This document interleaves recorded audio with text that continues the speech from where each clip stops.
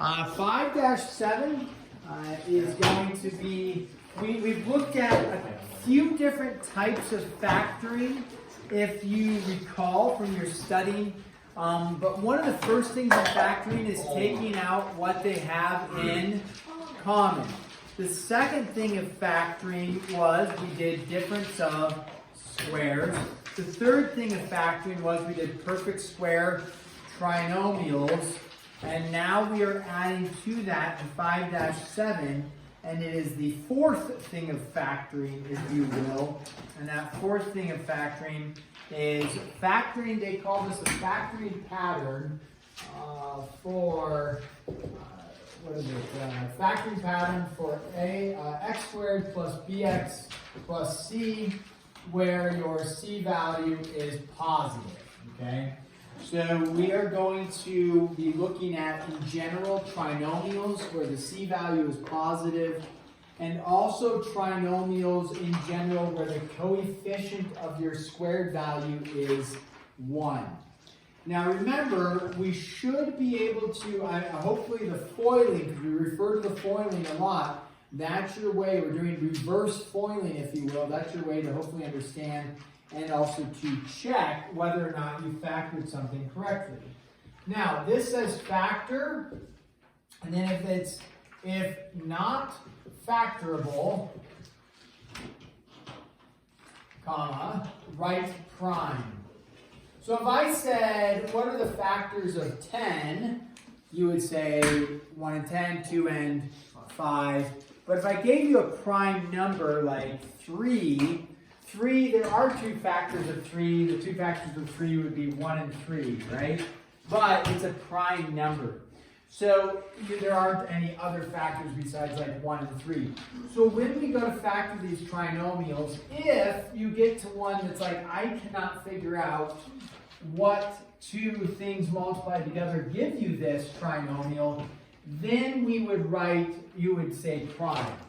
In general, there are not a lot of prime answers. It's kind of like in a story problem when we have no solutions and people are just like, oh, it's hard, it must be no solution. That was not the case, right? There's a few, but not often. So in general, when we're working with these problems, most of them will be factorable. So don't just write prime on the test, unless it really is prime. Okay, so we'll try to do some where it is prime and give you some idea of what that looks like, but don't just say, oh yeah, I can't do it, so it's got to be prime. All right, we'll start with a I'll give you a heads up. This one, first one will be a non-prime one. All right, we have z squared plus 9z plus 8. Okay, when the coefficient on the squared term is 1, what's a coefficient, by the way? The thing attached to the variable. Yeah, the number in front of the variable, right? That's a coefficient. So when the coefficient is 1 on the squared term, which it is here, we can ask the question, what times what gives you 8 added together gives you 9? Okay, so when we're factoring these, that's okay, nice. Coefficient of 1, what times what gives you 8 added together gives you 9. You can do a little chart if you want, it's not required, but sometimes I do a chart, what times what gives you 8 added together gives you 9. And so I make a little chart like that. If we think about the factors of 8, what are our possible factors of 8? 1, 2, 4. 1 and 8, 2 and 4. So if I said, okay, 2 times 4 gives me 8, correct? But does 2 plus 4 give me 9? No, so that would be incorrect. The other option, what times what gives you 8, is 1 and 8. And what's 1 plus 8? Does 1 plus 8 give you 9? Yeah, you bet. If that matches for here and here, then you've got the correct numbers to use. So just like our difference of squares and perfect square trinomials, these will factor, we're going to go parentheses and parentheses. And then remember, it's reverse foiling. And so we'd say, well, what times what gives you z squared? Z times z. So we got that taken care of. And then this was the whole point of saying what times what gives you 8 added together gives you 9, is you look at 8 and we say, well, how do I know if it's 4 and 2 or 1 and 8? Right? Well, that's what this whole point over here is, to say, hey, I could do 4 and 2. That does give me 8. That would check out. But the problem is 4 plus 2 doesn't give me 9. And so if you accidentally wrote 4 and 2 plus and plus, and you didn't bother checking, you're going to get it wrong. If you bother checking, you would say, how do we check to see if your binomials multiplied together gives you your trinomial? You do the what method? FOIL method. So first, z times z is z squared. Check. And then I usually check the last term. So 4 and 2 gives you 8. Check. But how do I check your middle term up here? It's your outards plus your innards. So what's 2z plus 4z give you? 60. Yes, I almost said 8z, but yes, thank you, Catherine. You saved me. 2z plus 4z gives you 6z. Am I looking for a 6z? Nope. So if you did that, you'd say, nope, not correct. You actually could erase it and then start over. I'm just going to cross it out. You say, okay, that was wrong. And we know it's wrong based off of what we did up there. We would say z and z, plus and plus, and then we know what we want to use. What do we want to use? 8 and 1. And so we check it, z squared, 8, and then outards plus innards. 1z plus 8z gives you 9z. And then you would be done. Okay, so when the coefficient is 1 in front of your square term, we really like that. It makes life a little bit easier for us. Okay, let's try this one. R squared plus 16r plus 39. Go ahead, try that one with at your table, and then or by yourself, and then check with your support team around you, even if you don't like them. Still check with them. They do have value. They are a valuable human, even if you don't like them. Even if you don't think they're a valuable human, they are. What did you say? Nothing. What did you say? Nothing. I didn't say anything. Shut it, yes. Oh, Mint said shut it. I see. Old Minty. Alright, hopefully guys, with these, you can at least get something started, right? You can at least go like parentheses, parentheses. You can at least do that. That's a start. And it's not prime. I'll give you a hint. It's not prime. So don't write prime, because you'd be wrong, unless I'm wrong, which is possible on occasion here. I don't believe I'm wrong on that one. Is 39 a square number? 39 is not a perfect square. No. What number? Yeah, 36 is a perfect square, but not 39. Yeah, 36 is. So again, hopefully at your table you're checking with each other, and hopefully you guys are checking and everybody's kind of getting r times r. That would be awesome if everybody's getting r times r to be r squared. Right? Okay, we get that. The issue is the 39, right? And hopefully, I mean, we are just starting this process, but hopefully in this process, you can start to recognize that if you did 39 times 1, why is that going to be way off? Yeah, Ella. I'm going to get 16 out of that. You're not going to get 16 from 39 and a 1. Now, other times your numbers are actually kind of close. You're like, oh, it might give you this. But 39 and 1, hopefully you recognize there's no way to get 16 from that. So we eliminate, it is true, r times r gives you r squared, 39 and 1 gives you 39, but the outards and the innards don't give you 16. So you got to come up with something different. So we say, okay, that was no bueno. What could we come up with? JD? 3 and 13. What about 3 and 13? You bet. Now, we later we're going to have pluses and minuses, minuses and minuses, minuses and pluses. Right now we're in the pattern where C is positive, and so we just say, okay, plus plus, we're going to say plus plus, right? We check it, we say 13 plus 3 gives you 16, we've got it. Nice job. All right, let's try another one. Again, this works out great for us because the the coefficient is 1. That's what makes this really nice. Plus, we'll go minus 12s plus 40. Now, the little bit different here is this is a negative in the middle, but the c value is positive. So remember, a positive times a positive, so positive 3 times positive 13 gives you a positive 39. Two positives added together give you a positive. To get 40, you would say a positive times a positive gives you a positive, but the issue is two positives added together don't give you a negative. However, two negatives multiplied together give you a positive. Two negatives added together give you a negative. So the only difference is we're going to switch the sign. Instead of positive, positive, you're going to end up with negative, negative. So go ahead, do this, do this, do this, do this. And then I just gave you the hint here. It's a negative times a negative to give you a positive, and fill in the gaps from there. Go ahead, give that one a shot briefly. And we'll check in with you.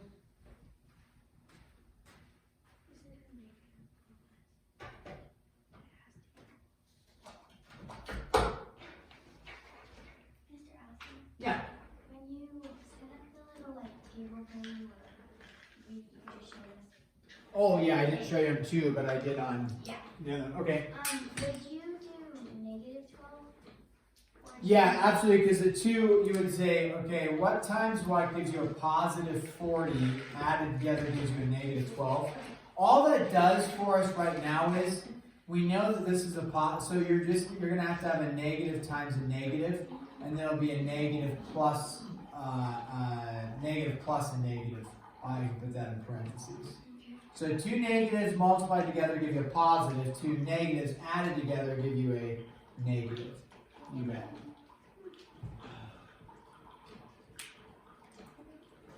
So you think of your factors of 40, and like Ella pointed out for us, 40 and 1 is not going to get us anywhere near 12. Nope, so just disregard. 40 and 1, you can try it, it's not wrong to try it, but 40 and 1 will not get us anywhere near 12. And it's not. I didn't say that. What are our options for 40? We have 40 and 1. Will that add to give us 12? No. What about 20 and 2? No. Will 20 and 2 get us to a 12? No. So I'll just write these up here real quick. We said 40 and 1. We recognize that won't get us, when we add them together, won't get us to a 12. And then you said 20 and 2, which again, these give us 40, they give us 40, but we got to check the outwards and the innards. So does that get us anywhere near? No. So then what are the other options for 40? 8 and 5. Does that get us close to 12? Yes, we can kind of be like, oh yeah, 8 and 5 is close to 12. However, does it give you 12? 8 and 5 gives you what? 13.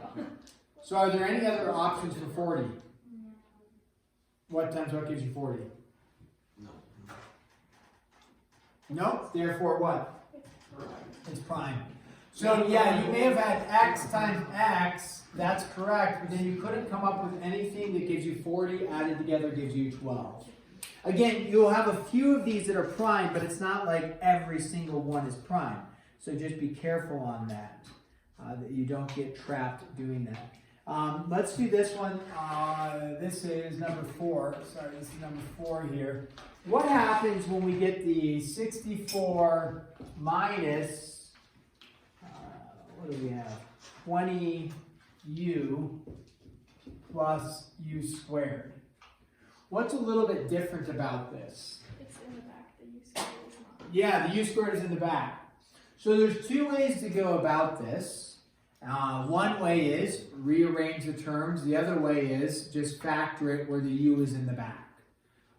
We'll show both ways just because the book answer is not going to match, is going to be a certain way, and you might do it a different way. So usually what I recommend is flip it so that the u squared comes out front, just because that's what we're used to seeing.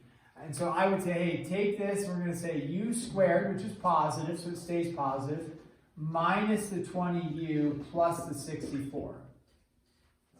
All right, so go ahead, factor that one. It is factorable. I'll give you a hint. It is factorable. It's not prime. Okay, so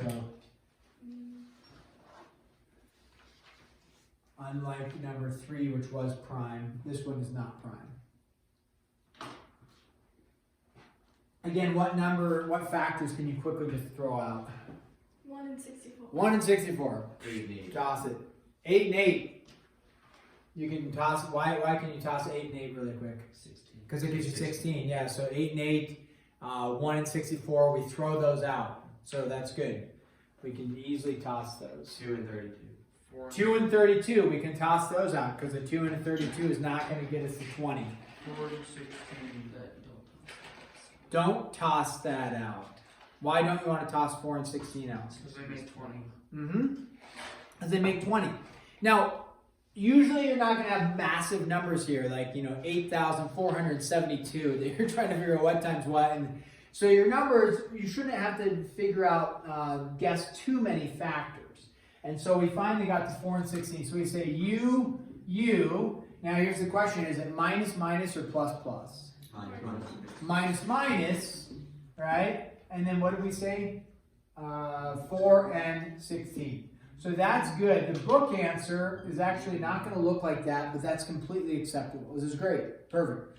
What the book does, I'm going to show it, they leave it as 64 minus 20u plus u squared.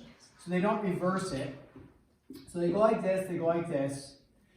So on the back end, they know that u times u gives you u squared, right? That's your last terms multiplied together to give you u squared. You just told me that we know it's 4 and 16, so they're going to go like this, they're going to go like this, and then they're going to go like this, they're going to go like this. So we're going to check it, and it looks different because this is a u minus 4, this is a 4 minus u. But if they FOIL together to give you the same values, we're fine. 4 and 16 gives you a positive 64. Negative u gives you a positive u squared. All right, so then we have negative 4u minus 16u gives you negative 20u. Did I do it correct? Yeah.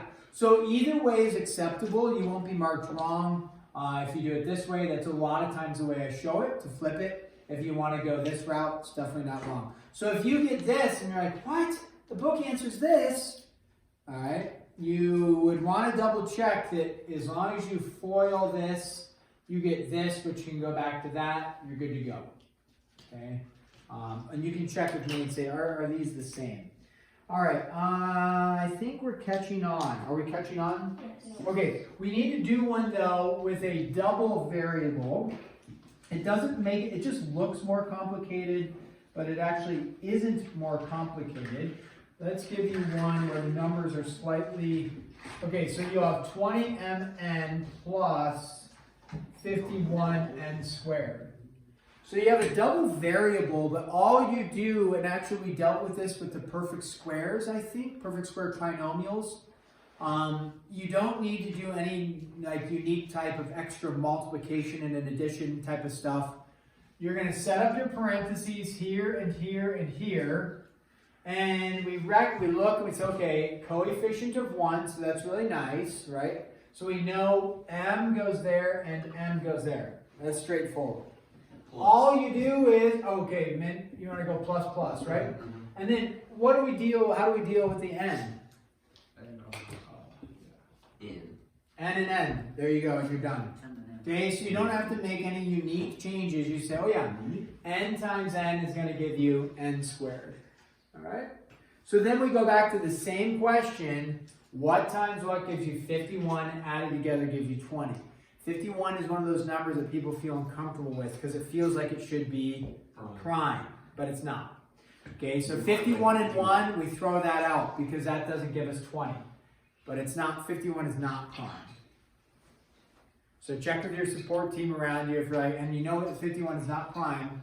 There's two numbers multiplied together to give you 51 that will add together to give you 20.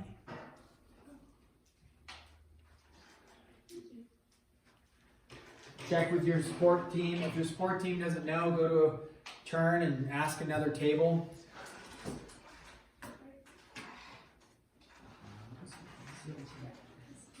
You're good. Okay, so I think most people have gotten it or checked with another support member around them, and you came up with what two numbers? 17 and 3. I like it. 17 and 3. So that does give you 51. And then 3mn plus 17mn gives you a total of 20mn. All right. We need to do just a couple more so that we can make sure we're on target. I believe. Yeah, where did we go up? Let me make sure we're not way off. I think we may. Interesting. I went easy on you there. That's good. I don't know if it's necessarily easy, but easier. What's wrong with you? I said thank you. What's Mexican. And here we go. 117x squared minus 22xy plus y squared. So, a couple things going on that's a little bit different, although we've seen this kind of in the problems we've been doing. Double variable, right? It's got an x and a y, but we can easily deal with that. We just put an x and we just put a y and it's dealt with. The other thing that's a little bit different is There's not just like, or the x squared has. yeah, x squared has a coefficient other than 1, right? So it's like, oh, this has a 117, not just a 1. But isn't that kind of what we had up here? We had a 64 in front, okay? So there's two ways to go about it. You either leave it as is, and so on the back end, we would have y and y like this, and on the front end, we have x and we have x like this, okay? Or you can flip it so the coefficient of 1 is in the front end, right? If you want to switch it and write y squared minus 22xy plus 117x squared, that's acceptable as well. Either way is going to work out the same. It might look a little bit different, kind of like this answer and this answer, but they'll be the same answer, just looking different. So you choose which route you want to go.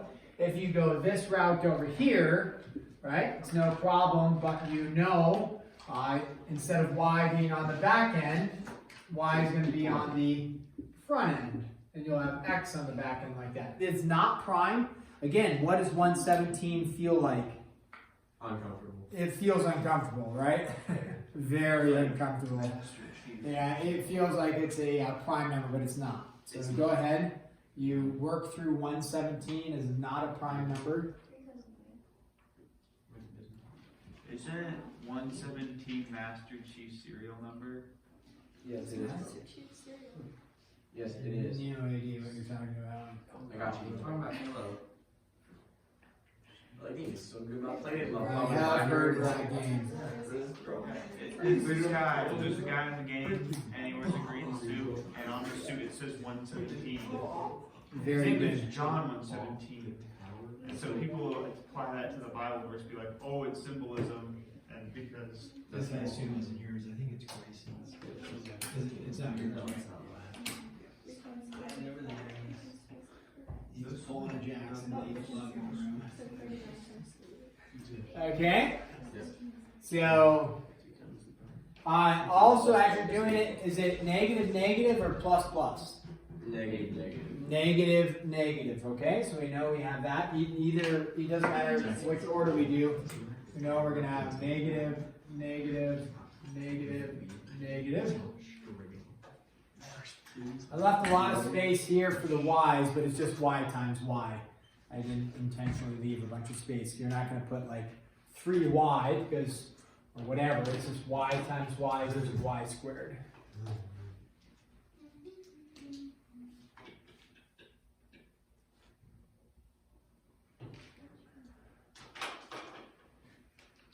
Did we come up with factors for 117? Yeah. Okay, 3 goes into there. No. Okay, it does. And how do we know 3 goes into 117? Because 1 plus 1 is 2, 2 plus 7 is 9, 3 goes into 9. So then you know 3 goes into 117. I don't know if you know that little trick. Similar to wherever it was, 51. 5 plus 1 is 6. 3 goes into 6, so 3 goes into 51. So you would say, okay, 117. Again, most of the problems you'll be able to do within short order. Some might be a little longer. If you end up using a calculator on your homework, I'm not marking you wrong. Will you have that available on a test or a mid-chapter assessment? No. So it's fine. I'm not opposed to people using the calculator to go a little quicker, but you won't have that option on the test. But again, a lot of these are like, what times what gives you 64? You can usually work through it pretty quick. So we ended up, if you needed to on a test, and you're like, I don't know, and long division one thing you can do is you recognize 3 goes into 117. You could do a factor tree and figure out what factors make up 117, the prime factors, and then piece it together. What do we end up with though because 3 doesn't, it's not 3 and something. 13 and 9. 13 and 9, so you could either go 13 and 9, and 13 and 9 gives you 22. That's good. It'd be a negative 13xy minus 9xy gives you negative 22. Or you could go 13 and 9. Is there any issue with going 9 and 13 versus 13 and 9? I have no idea. I will tell you, it doesn't matter. Okay? I had no one. Kind of like the 8 and the 1 over here. It's not kind of. We could have gone 1 and 8 over here, and it won't make a difference. So when you're grading your homework and you're bobbing it, right? And you're like, wait a second, they have 13, they have 9 and 13. It doesn't matter. 13 and 9, 9 and 13. Questions? Okay, you have your homework assignment sheet. You are rolling hard. We only have